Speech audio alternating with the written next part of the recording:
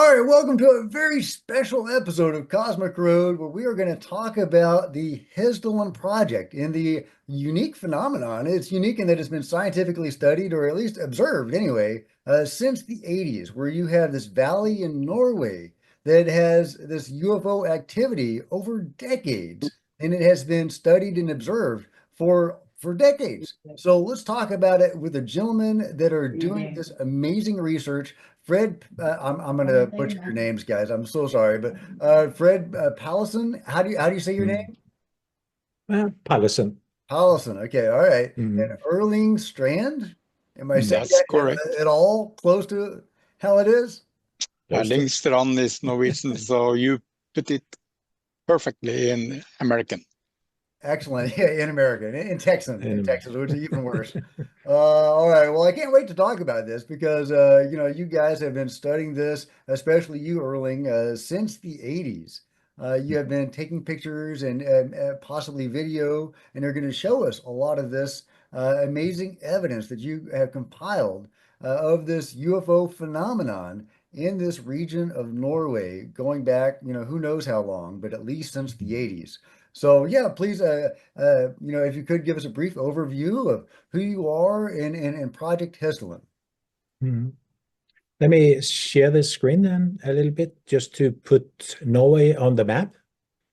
Well, you know where Norway is. That's Scandinavia, but Hessdalen is in the middle of Norway, and it's just a short little valley. It's like 10, 15 kilometers. And it all started in 81, 82, those years in the 80s, where people were telling that there are so many strange lights observed.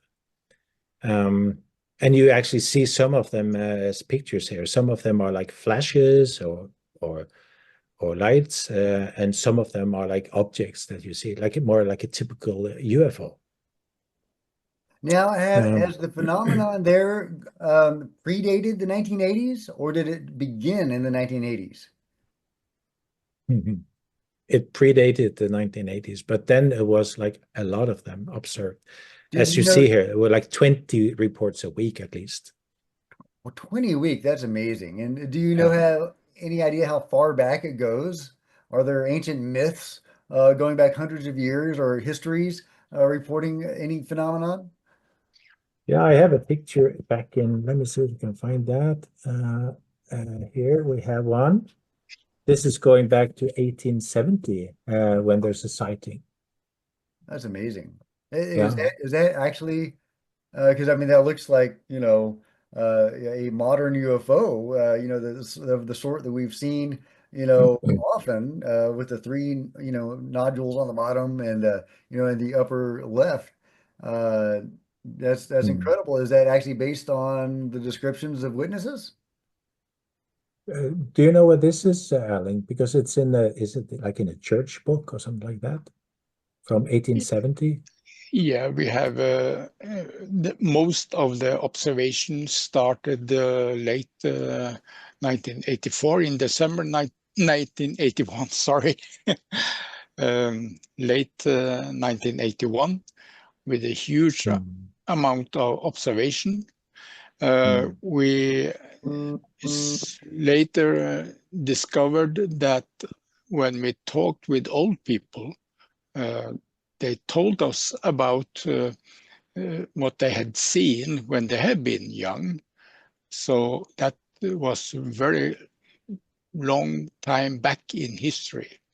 There is very few written stories as well, but there are Mm. very few.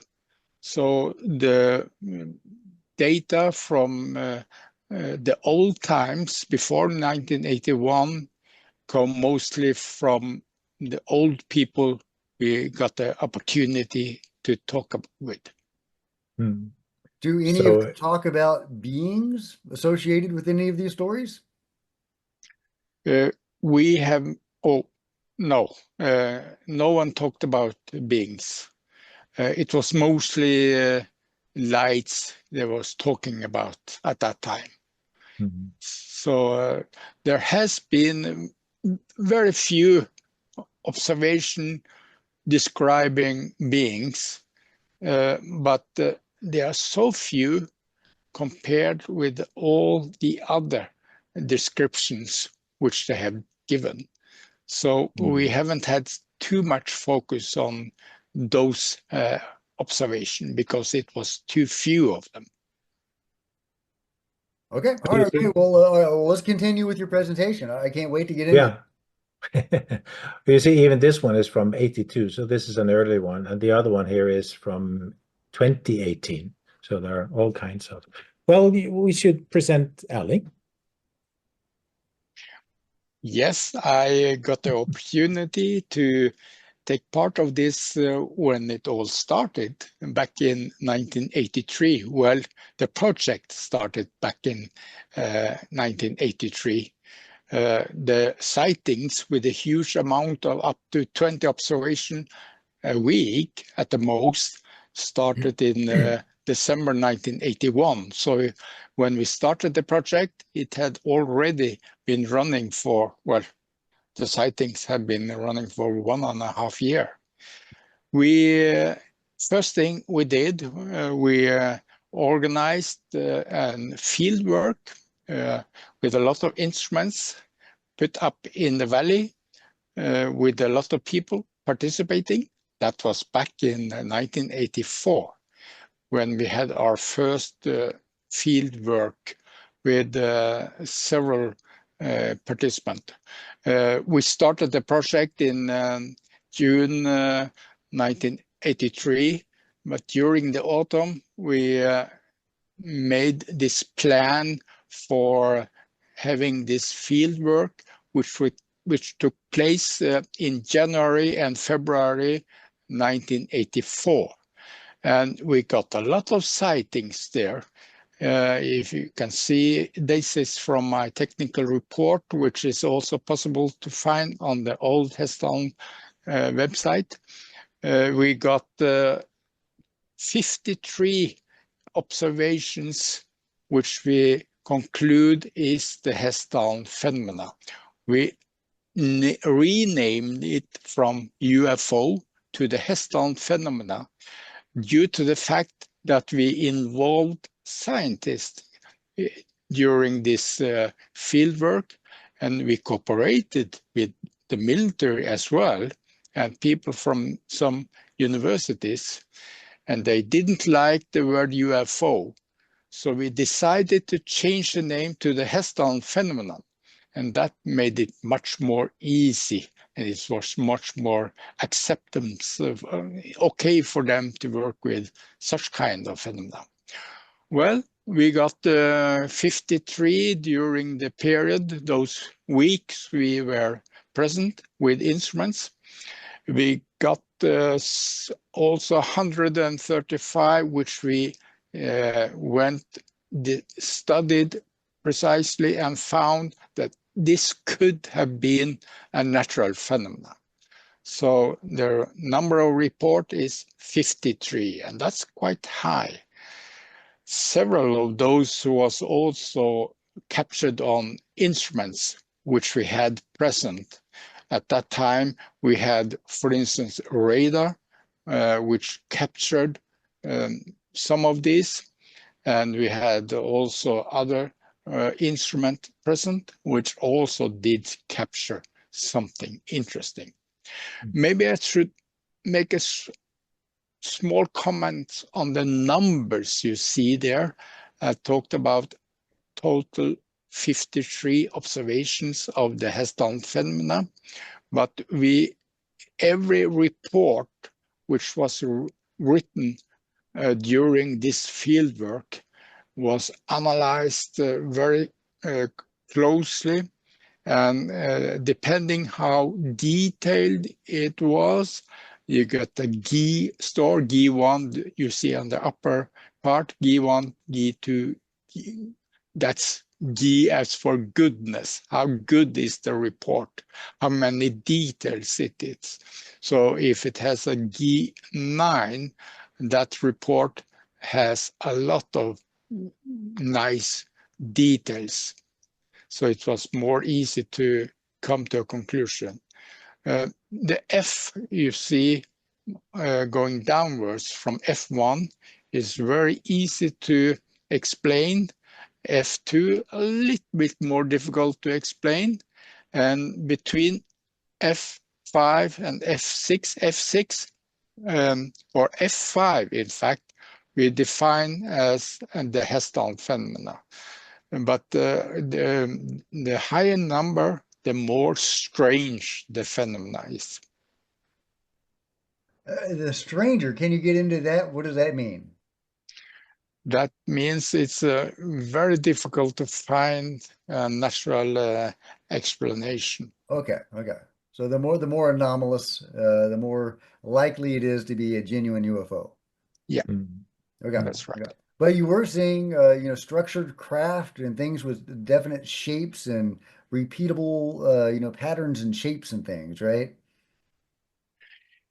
Yeah, several different descriptions of the phenomena, all the way from standard UFO, as you see in this drawing, which is made from one of the witnesses which saw this, all the way. The other type is blue or white flashes, and between those you have the yellow ball of light, which can last for minutes or even hours, can move around very often down in the valley, can even illuminate part of the ground when it's dark outside. That's what we call the second type. When the blue flashes was the first type. The third type was where there was several. We need to go over Leif's story. Yeah, I could. Yeah. That's the fourth type where people tell about what they call a craft, something craft, and this is one of those. And the drawing is made of the observer itself. He explained that when he was going up in the mountain it was sunshine, nice weather. He was resting after his climbing, sitting down, and suddenly he saw this object type coming out from a portal in the sky. So only part of it became visible in the beginning. If you can imagine the left part of it starting to become an object type. And this slowly went through the whole object. And after a short period of time, the whole object was present. So he saw it like it is, like this. And he explained that there was some kind of metal surface. Some part of it was darker, and it was glowing. He's call it a glowing light or glowing smoke, in fact, which was outside the whole body, the whole object. And this continued, and after a period of time, it was gone. So this is very specific observation. Yeah, and he has some other parts of the story. As this unfolded, Leif felt a tingling in his limbs and a heavy pressure in his head. He described the sensation as losing free will, torn between fleeing and remaining frozen at the bog. A high-pitched beeping filled his head, along with intense pain in his temples. Yeah, he recalled a faint reflective light shimmering along the hole, resembling illuminated smoke. I think you were talking about the smoke. Suddenly, when the pain became unbearable and he blacked out, when he regained awareness, the craft was gone, night had fallen, and the pain had vanished. Yeah, and then he boogied out. Do you think that he was abducted during this period of time when he was unconscious? It's hard to tell. No one knows. But But he is an experiencer. This is not his first experience or his last. Is that no, correct? no, that's right. He has seen its light phenomena several times. He did not mention any time that he believed he had been abducted. That was not part of the story. Were any of his other experiences in Hessdalen Valley? Yes, most of them was in the Hessdalen Valley. He didn't live that far away from the valley, so he very often took his camera with him, took it driving to the Hessdalen Valley, put up his camera on tripod, and stood there ready to take pictures, which he did several. So several of the pictures you can find on the old Hessdalen website has been taken by Leif Havik. Yeah, I think cool. it's interesting that he had this voice in his head. Yes, yes. He said he claimed that there was some kind of information he got, so there's some mentally communication in a way, I think. We often call those downloads. Yeah, Yeah. yeah. That's fascinating. Are there similar stories? Are there other stories that people have done more than just see the objects? They've had some sort of interaction.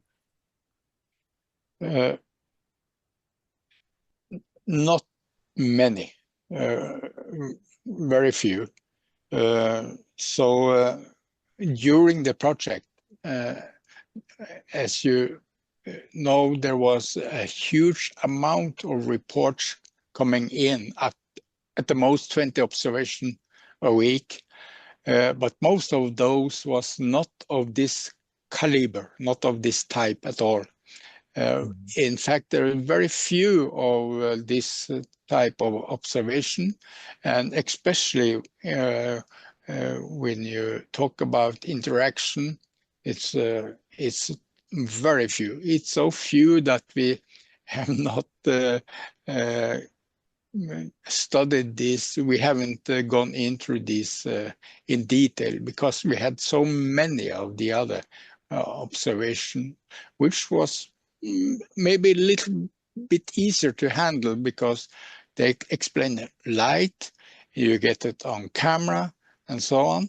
So these observation in the daytime, as you see here, the people, well, first of all, at that time, it was not common to bring camera with them. Very few people did that. So when they had the observation, they didn't have a camera present. So that's main reason why there's so few or any pictures. We have some drawings, though, made by the people of this craft type. But we have stories of people seeing this. For instance, this one has also been described by another witness who saw this type of phenomena coming from the river. You know, in the Hessdalen Valley, there's a river in the middle and this observer saw there was some bright light down by the river. And she was wondering what that could be. She was looking at it, but didn't see anything else than the light for a short period of time. But then suddenly this light slowly moved upwards, up from the river. And the descriptions she gave is much like this one you see here on the drawing. That's But fascinating. But you in Project Hessdalen, y'all do have a lot of pictures, right? That you have Yes, taken, as part of the project. yes. We have a lot of pictures, but all of them is from lights, Right. or most all So of them. So actually in, let me see, go to the next one here. You can see that in 98, Erling had been able to use student force to build a blue box and instruments and put that up. That's right, because So then, Irving is an assistant, or was, he's retired now, was an assistant professor. Yes, that's right. and the pictures you see up there with all the students is from the student projects. So there's been a lot of students going through this science camp and helping out building this blue box. And the blue box is an anomaly detection system. So then you take pictures automatically. I can show you a little bit of this is some pictures taken. You see these lights. The color is from the software, but it's indicating where it shows up. And of course, the quality is low. You get during the night, you get the black and white only, and 720 pixels of resolution. What Erling has been doing is to go through these pictures and videos, and sometimes you see something just on one frame of the movie. So you really have to go through it. And then there's a lot. So this is one of the reasons that we really need to make a new system where this is done automatically. But I'll comment more on that later on. So, but we have this video that kind of illustrates how it feels to see the light. And maybe I can run that. Yeah, please. Yeah, because you get the excitement from the students. These lights here are the houses. But you will see something that is moving over the screen. And I think this is 1 year after you put up the blue box, you got this capture. Oops, not my intention. Try it again. Do it. This is from 2007, so that's not from the blue box. Yeah, and this is from the blue box. There it is, yeah. Oh, wow, that's fantastic. Yeah. Can I see that again? Yeah. Let's go back. No, it looks like a triangle kind of thing, and then there's a whole bunch of lights. Yeah. That's an interesting one. Can you pause that so I can see the shape of that? It almost looked kind of boomerangish. Yeah, let me see if I can do that here. Yeah, just pause somewhere. Oops, was it here? And Yes, then go yes, back pause. That's the to. pause. And okay, right there. And can you maximize the screen? Can you right the Can screen? I do that? Yeah. Let me see. On the bottom right. The bottom right, yeah, the full screen. Yeah, I don't think it will help much. Well, It's just it to helps get a little bit. a It little bit. helps. Yeah, It does. You can kind of see either a it's disc or maybe a delta boomerang kind of shape. yeah, Maybe, yeah, it's maybe. triangular. And in the original, it's also possible to see a smaller light starting to glow just beneath the big light when it's moving, and it seems to be attracted into this light Ooh, do you while have that it's footage? moving. This should be possible to see here, but it's on Mm. 2 seconds, a little bit before, 38. If you see 41 down there to the right, it's Oh, maybe a little bit 40. too. But it's possible Yeah, I to think see this movie or this film clip on the old Hessdalen website too. If you go to 1999, let's 4th do of that. December, and you will Let's find this movie. So you let's go go to old Hessdalen to website, and then it's possible for Hessdalen, people to go and see. Old And English, yes, and you see on and pictures, and 1990, I yeah, think it's this one. yeah, there you are. Okay, here we This go. is the Okay, real cool. one. Yeah. So you can find it there. So Yeah. everyone can go and look it up Oh, Oh, okay. there for themselves. was, I think I It saw seemed to it pulse right. there. Yeah, let's see the whole footage, whole clip. Oh, there's something there. Let me see. Yes. Yeah, let's see the whole clip. Yeah, keep it playing. Yeah, but it stops right here. I think you saw something kind of. Do it again. It's something right there. Yeah. And then it Is it something additional? Yeah, well, it's just beneath this light, but it's very close. So it's nearly as part of it, though, because it's so close when it's stopped. And it's possible to see in the original that it seems to be attract or move into this big light. Yeah, I would love to see that more clearly. I'm having trouble seeing that second I object. think if you look at the pictures, you can see it. Yeah, there on the, if you go a little bit is it this further one? down, you see on the bottom right of it, you see this a There's a little bit little bit more here. light. Yeah. Not easy If to see. no, but if you look down, not on this one, this is the whole, this one, Yeah. where I Yeah. picked up where it happened, not in the upper left, but on the second upper left, Upper left. you see there is 5 pictures coming Yeah. after each other. Yeah, The first one I you see don't see, maybe something. but It's hard to tell for sure. you see something just beneath it. Very not so bright, but you can see But it's this is a site where you can go and look at so many yeah, things. There's a lot of things here, so yeah. you can go through. Yeah. Well, that's fantastic. What other video do you have? Well, Don't think I have. Do you have anyone here that you want to show, Erling? Or no, I don't know if there's. if you look at all the pictures on every year, though, Yeah. you can if you go to some later, you also get some video clips because not this one, but after that, yeah, I see an image there now. you see video. So on every of these video was shot as well. Yeah. Sure. Not Well, in the beginning, but from this year. That's 2017 you're looking at now. So if you go to pictures 2017, you get the alarm picture, and then you got the video can you recording. show us some?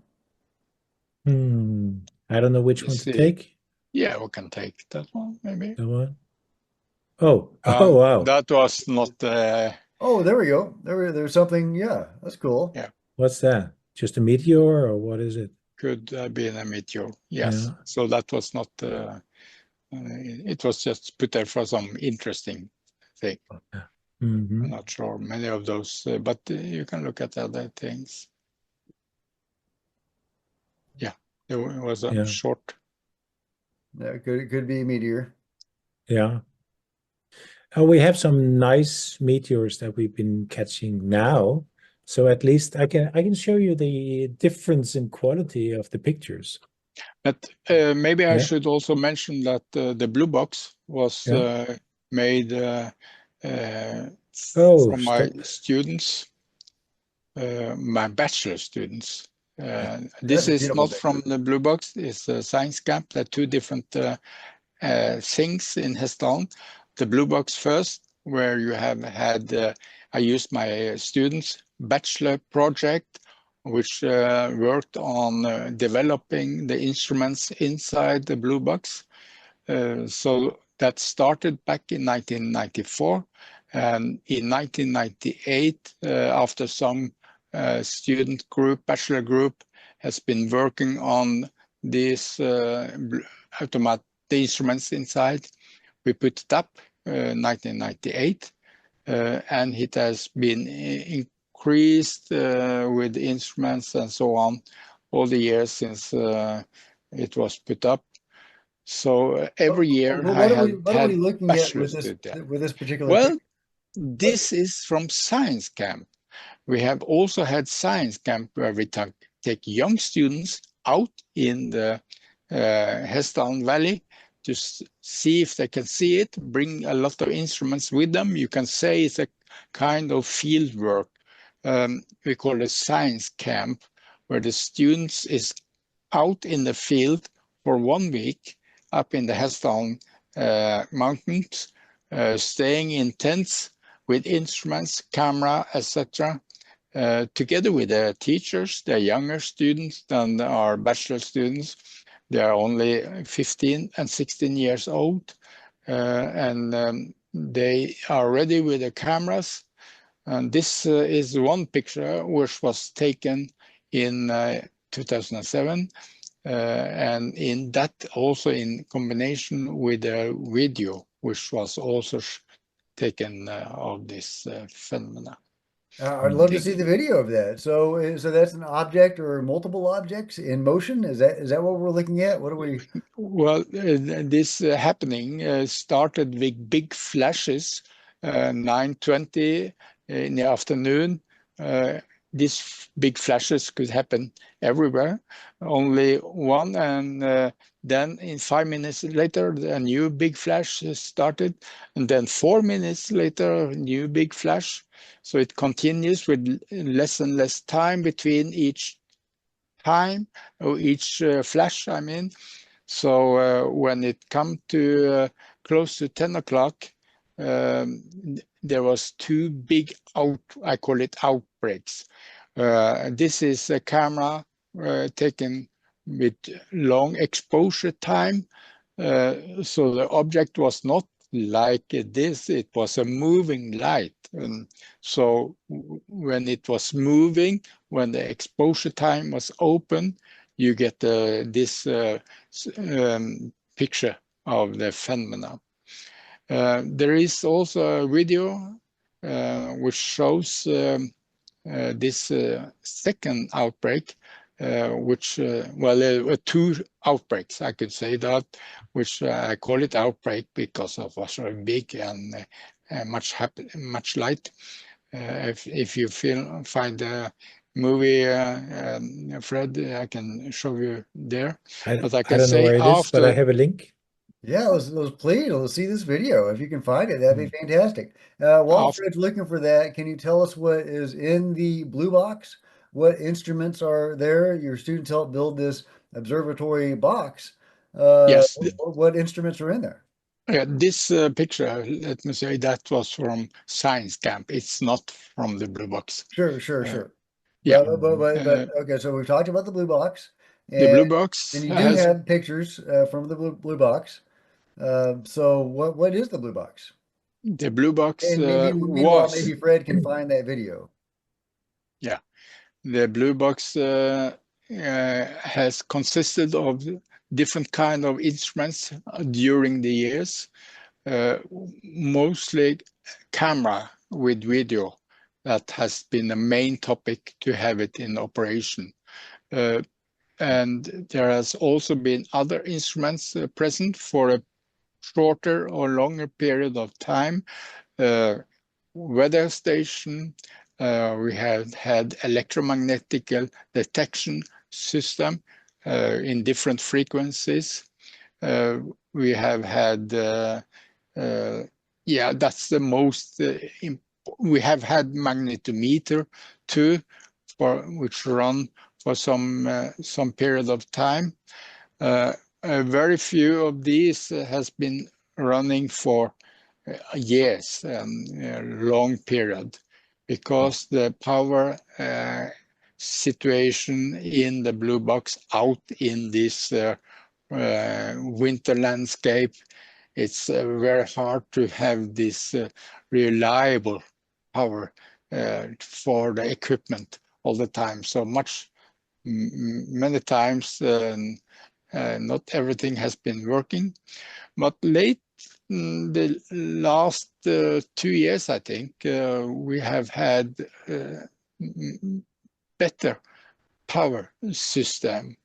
So we have a better equipment now, and also the cameras we started with wasn't that good in a way, because, well, we hadn't so much money to buy very good, expensive cameras. So from the old stuff you see, old pictures and videos, the camera equipment isn't that very good quality.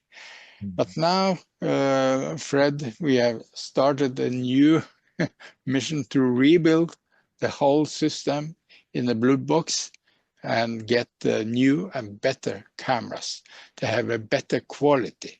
So that's the main thing now. Yeah, everybody go join their site. Project Hessdalen, is it projecthessdalen.com or what's the name of your site? .org. .org, projecthessdalen.org, and become a member and help them have some resources to put in the best possible equipment. Yes, I think you should say hessdalen.org, not Project Hessdalen, but the Just website Hessdalen. is Okay. just hessdalen.org. Yeah, don't go to Project Hessdalen. There's nothing there. Hessdalen.org. Yes. Yeah. All So right. Were you able to find that video? no, I don't know where it is, but there was a link at the bottom of that page, and I think that's probably where it is. Let me see. You want to go to 15 and see if this is the, I don't know if this is, if you go oops, to, sorry, you've been blocked. Fred, Yes. in the sequence from New Scientist, there was a little bit from this video. Okay, I don't think If I you- can find it in a hurry. If you have this, you started this, there was a video you showed. Oh, the other one here on this one. That's one. Yeah. Uh, not that one, but when you start it, you see something when I else. started, I see some. There. Are you There it talking is. about this one? So Yeah. this is actually from that. Okay. So that is the outbreak I talked about. The Okay. outbreak. What is the outbreak? And the Of outbreak, I what mean, is is this one? several. This one. Okay. This one. Okay. There So was this not is the- only one flash, Oh. there was several. Okay, Yeah, so this is what you let's see the here. video, and can you enlarge it? Okay. Okay, so that's it. Can you enlarge that? Let me see. Oh. Can't get really any closer than that, but so this is it. So okay, so pause it there. What are we looking at there? Is that multiple lights? Is that one light that's the camera's just interpreting as multiple lights because it's moving around? Well, what is that? Yeah, it seems to be several lights which shows up. So, And but in the beginning, it looks like it's like three lights, Yeah. and then one of those lights seems to become a string of lights or something like that. Yeah. I don't know if I've ever seen anything quite like that before. Can you, is there a way that you can do that in slow-mo so that we can see that? Oh, what did I do now? I have to remember my shortcuts, and I forgot that. Let me see. That's Here. a cool sighting, and I And can't remember go, seeing anything quite like that let's before. see, off the sound, and I think it is stop. And then I have K, and yeah, no. No, I don't remember my And the picture we're shortcuts. looking at now, that's the same event. Yeah. I have it on my screen, so if Okay, it would you be share. possible to share for me, if you stop I sharing, and I can see if I can share. Yeah. Well, why wasn't there a UFO science camp when I was a kid? That sounds like fun. You going camping, looking at some UFOs. If you get some sounds as well, you hear the screaming of the students. Let me see.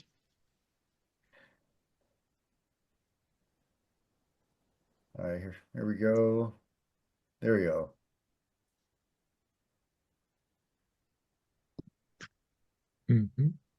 Yeah. Yeah, and then that one light seems to become, can you enlarge that? Can you maximize that? Full screen? Or is that already full screen? It's already full And that's full screen, I screen, think. okay. Or at least the height. All right. Yeah, I want to see that again. I need to see that one light become multiple lights. Oh, don't close it. Is it two different sequences? Is this put together, or is it one long video? This was you saw Mm, my sequence. mm, Let me see. I can stop that. So the new scientist has put together mm. two different happenings Yeah, so the and three put it. lights is one sequence, and then the row of No, lights is another no, the one. tree light. No. If you look at the whole sequence Mm, once more, mm-hmm, mm-hmm. let me see if I You can start it. start it again. You did, hopefully, it. Let me see it. Yeah, it's one light, two lights, three lights, four lights, or something. Yeah, lights showing up. And they all look like And they're, then the last light was kind of moving out into three or many, many, many. Okay, that's weird. yeah, that is fascinating. Yeah, yeah, And it's interesting that it's hard to tell the shape of that thing. yeah. Are they distinct objects? Are they part of one larger object uh, Hmm. that then phases into another dimension or something like that? I don't even know what was going on with that Yes. thing. That was a cool Yeah, UFO. yeah. You did see it now, the whole thing. Did you hear the screaming of the students? I couldn't hear anything. Oh, okay. I think did you hear it when I was playing it? No, I didn't hear anything. no. Oh, okay. Then you have to go and click on the link that I have in this page. Yeah. I'll show you the screen again. Yeah, yeah. Um, Show me what else you got. This yes. is super fascinating. Yeah.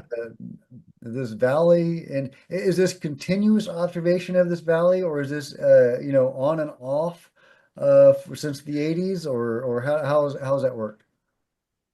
There's a few years missing, I guess. Well, the number of sightings was very huge in the beginning of the 80s, from late Mm, 81 to late 84.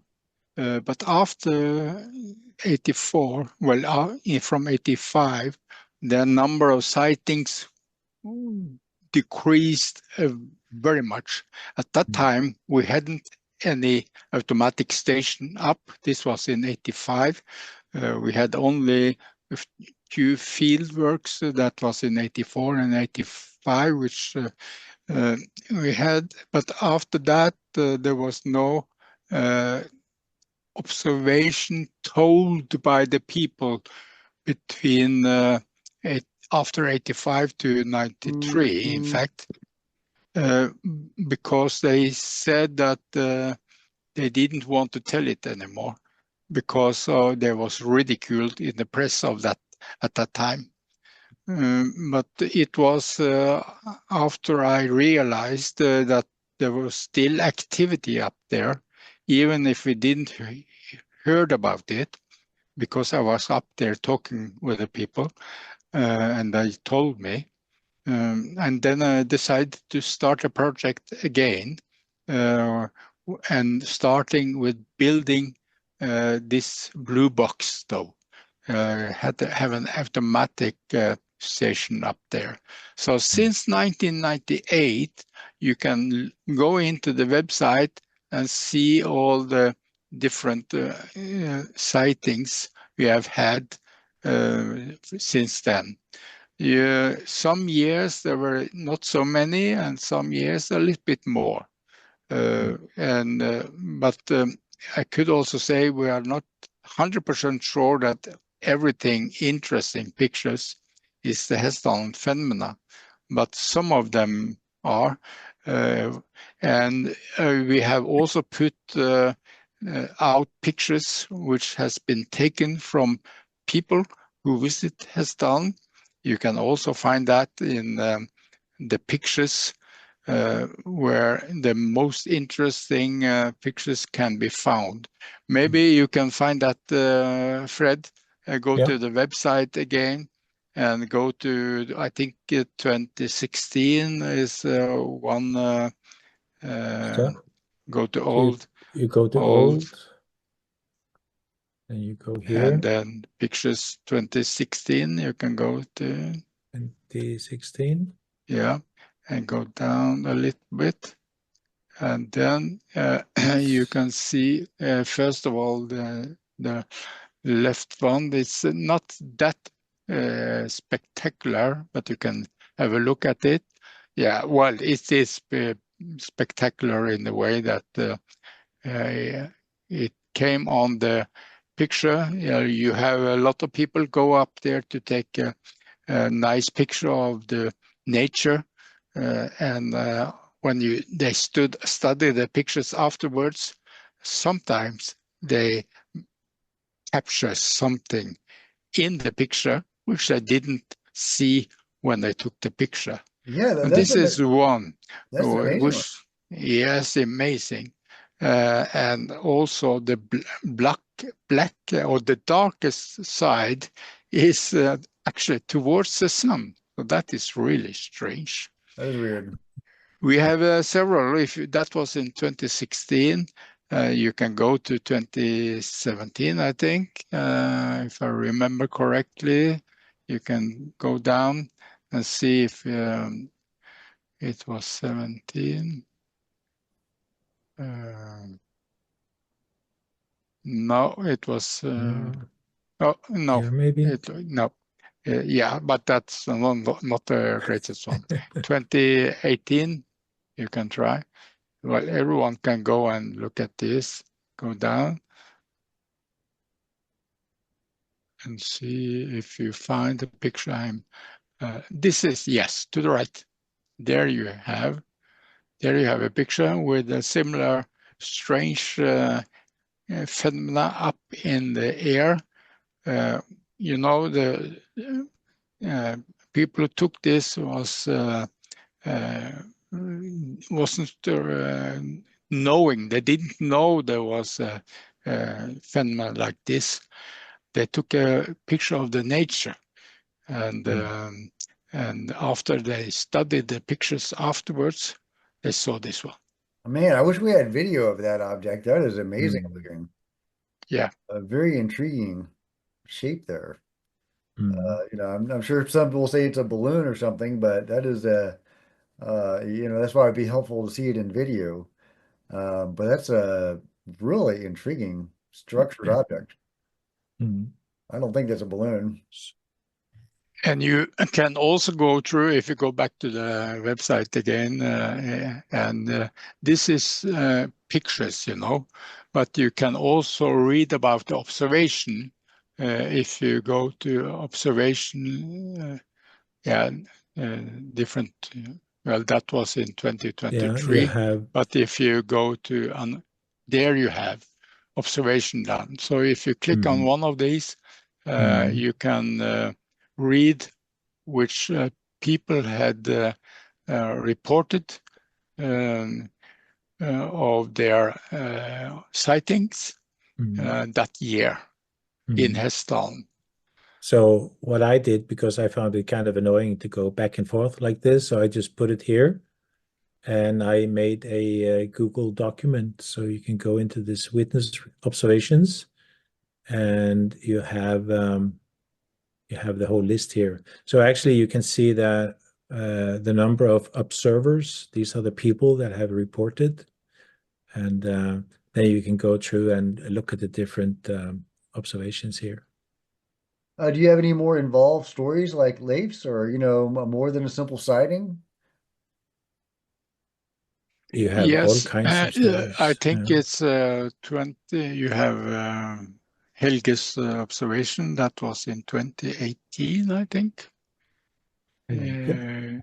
2018. 2018. Okay. Do you need to go to 2018? Yes, 2018. I think Let it me see. was that the year further There's down. Hege. There's observers Hege.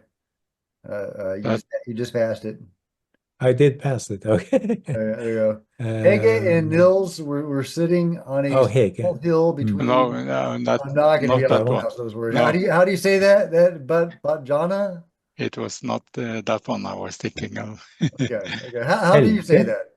But with all I the mean, small hill between Bajana. How do you say that? Botjana. Botjana. Okay, no, it wasn't too far off. Okay, all right, all right. Boat is I, boat. Yeah. but But I think of the alien type, which is what's her for name?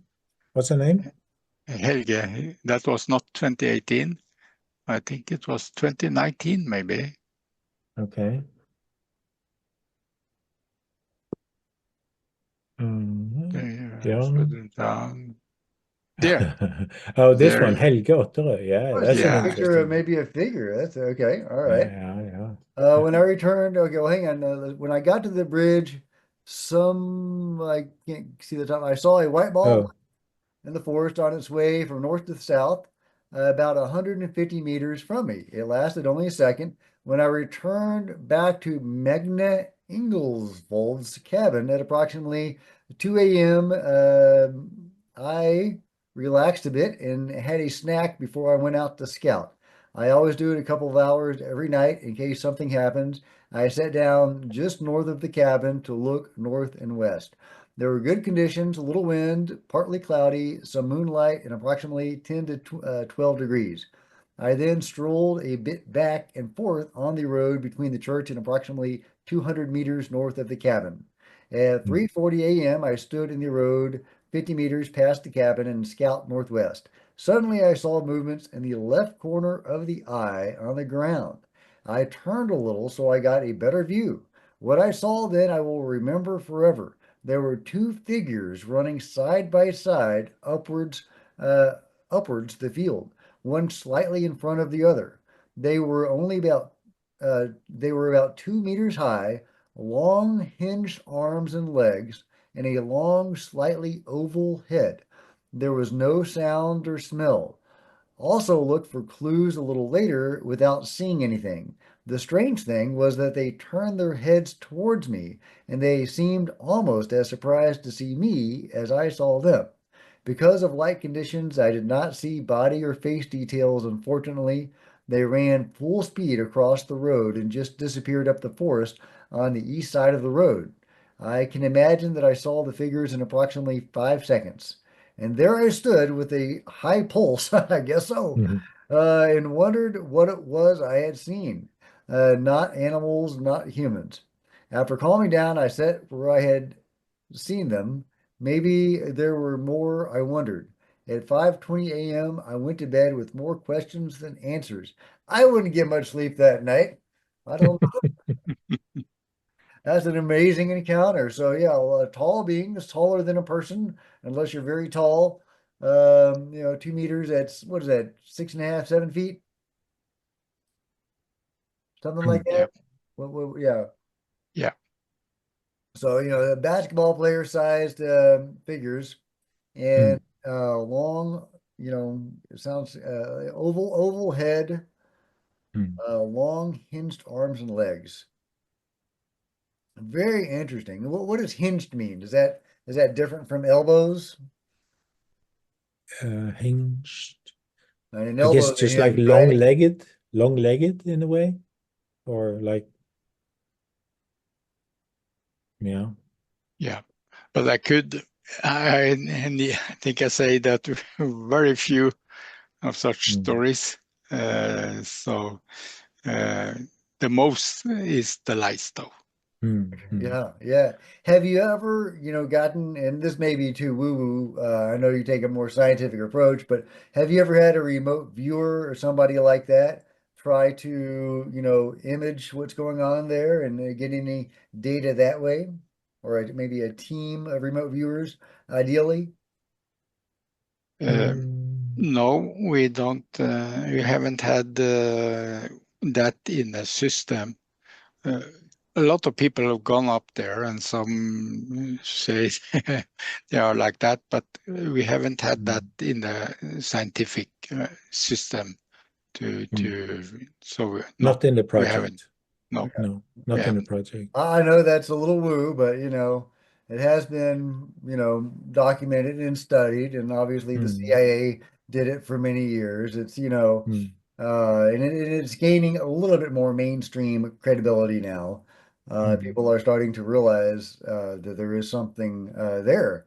And if you can get a Mhm. team of remote viewers all seeing the same things under double blind conditions, that's Mhm. really, solid, as solid as it can be data with Mhm. remote viewing, definitely give you, maybe some insight potentially Mhm. into what's going on. Kind That's kind of the reason I have this map and saying from observations to recording, because the phenomena is seen all over the valley. But we do need to have the observations. We need to have people telling us what they have seen or what they have felt, or because some even say that they've been walking out in the valley and then they have this strange feeling. I'd like to have all those observations. Yeah.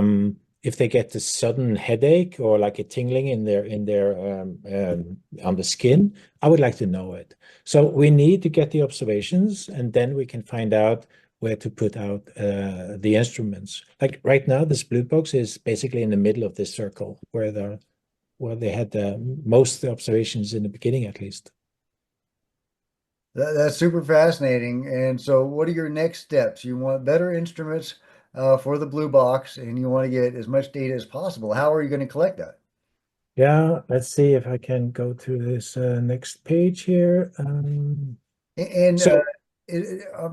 okay, so just throw this out there. If you had multiple blue boxes, you might be able to Mhm. triangulate some of these sightings Yeah. and, see how the distance involved and get a little more data that way. I don't know. You've probably thought of that already. Um, That's a dream. And instead of having a triangulation, we could have a radar, because that's also an option. So then we don't need to have like two directions. We could just have one direction and we know how far out it is. But if we have a radar, or is that like on your radar to get radar? definitely, definitely, we've been looking into that already. So anyway, we registered as a nonprofit organization to make sure that when we try to collect money, then people know that's what it's going to be used to get more equipment, because we want to have more instruments. And so it's interesting. Is this energy objects? I would definitely like to know what kind of energy is involved, or is it UAPs or UFOs? Because there are so many of the sightings that people are reporting that is like uh, that's like a vehicle in the sky. And then we are trying to get membership fee. We managed to get enough money to buy this equipment, like this camera and this machine that can operate in minus 40 degrees centigrade because it's freezing cold. So a lot of work to get a little bit of money. So we need that, and we are looking for research funds. We actually right now we have a, a project that we hope to get started with the university in Oslo, in close to Hessdalen, up in Trondheim. It's called NTNU, and university in Portugal. So if we get that, then we get some money, then we can really get more instruments and do more interviews with the observers.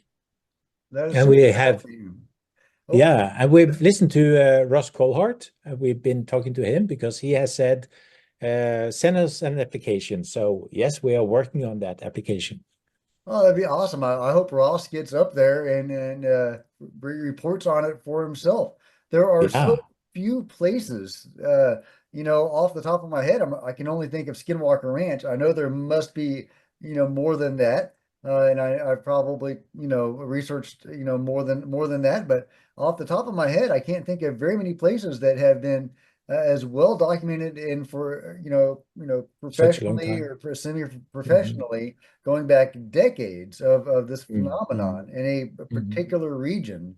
Yeah, that's just super fascinating. I mean, there are hot spots all around the world, but with Hmm. dedicated observers, a team of observers observing it over for a long period of time and getting Yeah. pictures and video. That's very unusual, and I really, it's wonderful that you've been able to do that, and thank you. Hmm. So I think like it's like finding a needle in a haystack. If the whole world is the haystack, but in this case, normally I'm saying that we know that Hessdalen, we know where the haystack is. So you can limit to there. And there are many places, but I don't think they've had any like continuous anomaly detection systems in the way that we've had here. And I will actually go through and show you what we have been doing now recently. Let me just comment a little bit on this. Like now, our mission is to capture data and then also to facilitate research analysis. So we're not saying that we are researchers. It's more like a science citizen, and we're trying to be data-driven. We just want to collect the high-quality data. That's what they're asking about all the time. We need more high-quality data. Okay, give us the money, so we'll do it. This vision was actually set up. It's kind of bold in a way because we want to discover unknown processes and laws of nature, find new sources of energy, and potentially interact with unknown intelligences. Because there is something strange out there that looks like it behaves with intelligence. So I have this little graph saying that get data, get collaboration, because we have a lot of projects with other institutions. So whenever we can't do it, then we would like to have a better cooperation with others. And then we're trying to get members, but we're never stopping to try to get more funding or donors and to get the recognition that I think now it's kind of opening up a little bit. People understand this should be discussed. Let me see. So this September, we managed to have a little conference and actually a little field trip. It was not, okay, I was the organizer. It was not well organized as a field trip. We went out to 2 camps in the night. We had some reportings about sightings, but I didn't have enough equipment, and I didn't have enough kind of training of the people that went out as how to report back properly. But you can see Carl Crusher. He's big on YouTube. Is that Chris Leto? And Chris Leto, he was there too. Yeah, so he's got some videos out as well. The people you see there is half of the people that were there. We were more than 50 all in all from 11 countries. So we did manage to kind of collect 6 speakers. Here we have from Ukraine. This is Carl Crusher in the back. Even he was talking a little bit. And we have Erling. So we have, and then we have Anspo from Ireland. So we had a lot of talking with people that knows about this stuff. We even had Beatrice from Stockholm, Sweden. She was remote. She was sitting in the sun, and we were all in the valley. So this like now we have managed to get a number of team members from Norway and Sweden and Ireland and Germany and Italy and Portugal and USA. So kind of everybody's welcome. Just join. And we have our next monthly status meeting on Wednesday this week. Just look at the events hessdalen.org. So here you see the valley and you see the blue box, and we have the 2 cameras. And then typically when we had the cam, they were looking in these 2 directions, and the blue box basically doesn't catch that. So that's why we are looking for more equipment. I can show you some of the new pictures taken. This is a stacked image. So you see the airplane passing by. You see this is the car driving down the valley. And then you see the stars. So then it's interesting to see if there is here you can see something crossing over like this. Another airplane probably. But then you have to analyze it. What are these lines going here? More airplanes. These are interesting. But it's a lot of work to check through it. Like, what is this? So my goal now is to get the pictures online. I'll show you that we have good enough quality now, so you actually get meteors, and Ooh, they that's a show beautiful up. Oh video yeah, here. Yeah. Yeah, and I have another one too. Let me see if I can find this one. Here's another one. So if something is in the valley, we'll get it on the camera now. And so what I'm hoping now is, here's one that I think is interesting because this is just one single frame. And those who looked at it said, this is probably a cosmic particle. And I don't know. Is that a particle of a meteor? What is a cosmic particle? Yeah, what is that decay of particles from high up that just goes through the camera, Okay. as far as I understand it? So it fools the picture, but it shows again and again that you sometimes you have to go through each frame to find out what is this. And then the goal is now that we have a public drive, we have a Google Drive, and we have a public drive. So we want to put out the stacked images and also the videos. And finally, we hope to make a way for people to kind of go through these pictures and indicate this is interesting, or this is an airplane, this is a meteor. So if we can annotate it, then we can later on run it through a training of a AI model. So that's the goal. What else do I have? So we have a number of projects. You have been caught by the elevator pitch project because Christian, that has been talking to you, is like trying to find out how can we reach out because we want this message to be known in the world. We need more attention. We need more members. We need people to discuss this. So the elevator pitch project is like, how do we make a summary and how do we kind of connect to people? So that's his job, not technical at all. Well, people have been trying to get me to cover the Hessdalen phenomenon for a while now. So yeah, I didn't need much persuading when Christian reached out to me and said, "Hey, you want to talk about this?" I was like, "Yeah, absolutely, let's do it." Uh, Yeah, but it shows that when you have a project like this, it's not just a technical or like a camera project. We also have like the observations revisited, and now we have actually a MUFON field researcher that we can use, and maybe other people too would like to go through all these 50 people on this observation list, the one I showed you, and visit them again and talk to them again and kind of see, are there more details? Can we take this? Let's just take this, the one we looked at in the beginning in 81. What if we get kind of that described better? So we would like to go through it more. And then we have the NHI project because there are 5 cases that I know of where there are beings observed. And that is kind of special. I'd like to have a little group just working on that. absolutely. The Who are magnetic these guys that are running out around Norway? We need to know. We need to know.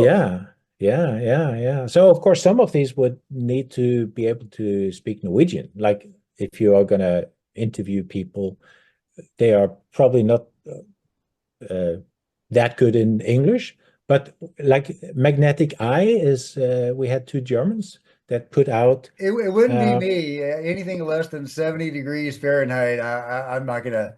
Yeah, I'm a Texan. Yeah, Texan. Yeah, okay. So as you see, we have like this mini blue box is the next one that I'm really working hard for because we want to have anomaly detection system, and we've been using the UFO DAP. We've been looking at Bob, and SkyCam is the German system, and MUPAS and Sky 360. I've been fading out Sky 360. I'm not sure if I want to do that because I really love that project. But it has been commented that in Hessdalen, maybe if you put out this looking up, it will only look up for like 1 day and then it's covered with snow in the winter. But maybe there's a way to do it, heat it or something. And if we find out how to use the Sky 360 in weather conditions like that, I think the team would be happy about that. Yeah. So I mean, if they get you, really good results on Beyond Skinwalker Ranch with the UFO DAP. I don't know if it could yes, tolerate those conditions.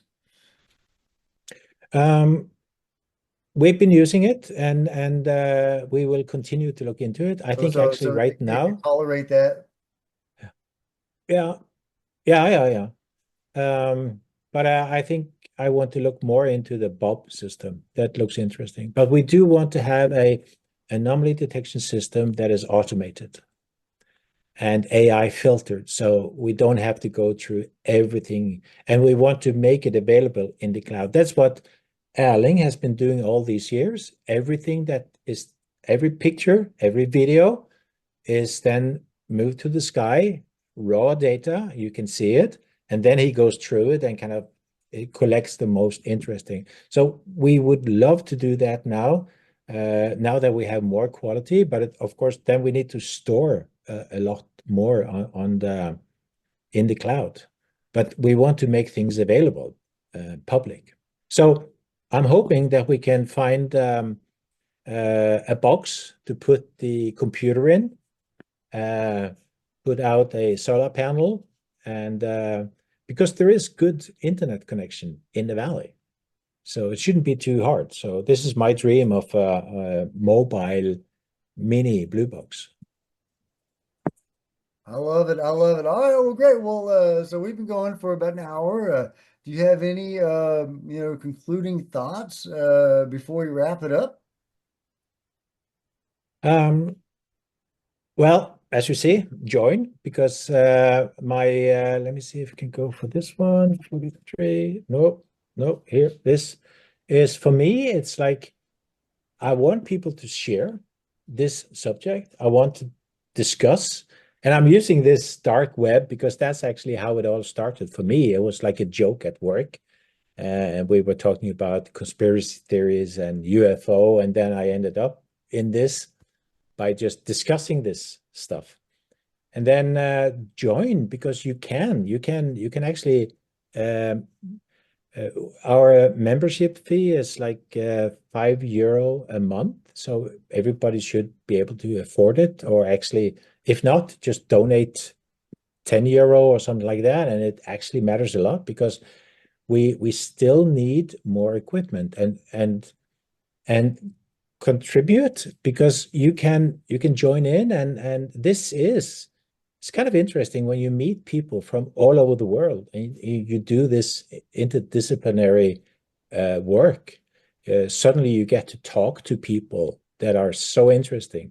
So through this, I've ended up having discussions not only with Erling, but also, yeah, even Ross Colhart. We had a meeting with him, Jim Sigala. So you meet so many, but the members are very interesting and giving me so much information.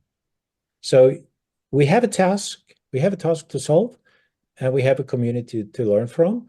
And for me, I'm a software developer. So actually, what I've been doing, I'll show you that because that's my passion. And I'll go to developer, Hessdalen, and I have a developer program. So if you are interested in learning how to do web development, join the program. Just click on this link. And I have some guides out now, the steps to get you started. How to, because we do need to have a better website, a better database, and we need to put all this data in the cloud. And we need AI, we need image processing, and so on and so on. So, yeah. Well, I hope you get it, and Godspeed. I think what you're doing is great, and I can't wait to see what y'all what data y'all come up with in the future. And Yeah. but thank you guys so much for joining me. I think this is fascinating. What you're doing is important. I hope you get the resources you need, and everybody go check them out, and let's get more information about the exciting phenomena going on in Hessdalen Valley.